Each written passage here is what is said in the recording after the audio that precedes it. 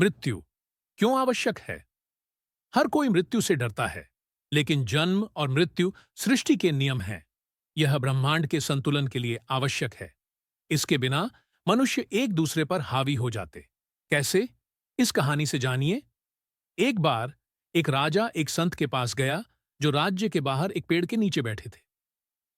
राजा ने पूछा, हे स्वामी, क्या कोई औषधि है जो अमृता दे सके?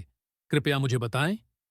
संत ने कहा, हे राजा, आपके सामने जो दो पर्वत हैं उन्हें पार कीजिए।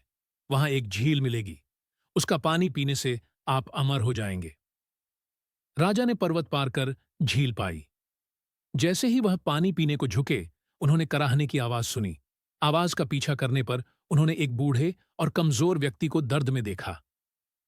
राजा ने कारण पूछा तो उस व्यक्ति ने कहा, मैंने इस झील का पानी पी लिया और अमर हो गया।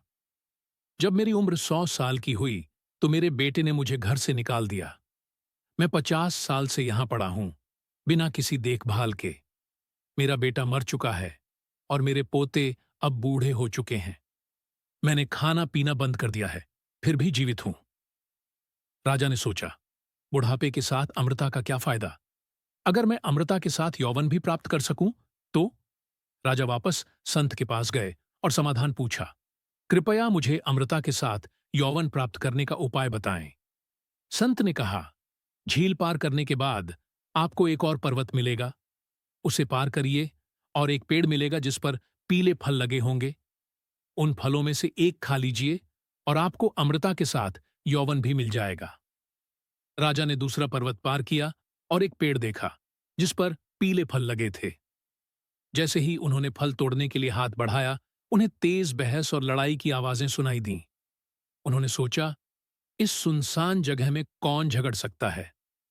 राजा ने 4 जवान आदमियों को ऊंची आवाज में झगड़ते देखा। राजा ने पूछा, तुम लोग क्यों झगड़ रहे हो?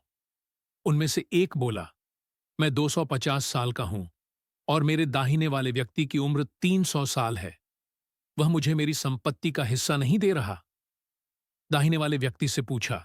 उसने कहा, मेरा पिता जो 350 साल का है अभी भी जीवित है और उसने मुझे मेरा हिस्सा नहीं दिया, तो मैं अपने बेटे को कैसे दूं?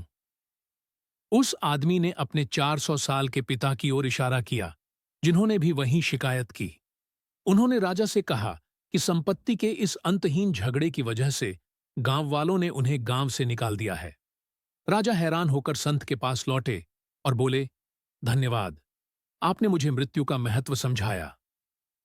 संत ने कहा, मृत्यु के कारण ही इस संसार में प्रेम है।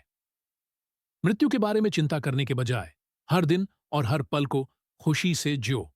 खुद को बदलो, दुनिया बदल जाएगी। 1. जब आप स्नान करते समय भगवान का नाम लेते हैं तो वह एक पवित्र स्नान बन जाता है।